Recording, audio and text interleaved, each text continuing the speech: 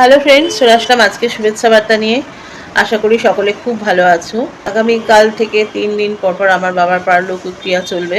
কালকে কিছু কেচেছিলাম, আজকে কিছু কাচাকুচি সকালে করেছি, বেলায় আছে, বাকিটা কালকে কেচে নেব। আর পরশু দিনকে হচ্ছে আমার বাবার যে 13 দিনের শ্রাদ্ধানুষ্ঠান সেটা, আর তারপরের দিন হচ্ছে আমাদের নিয়ম। আমাদের দেখাই আমার বাবার ছবি, এই হচ্ছে আমার বাবা।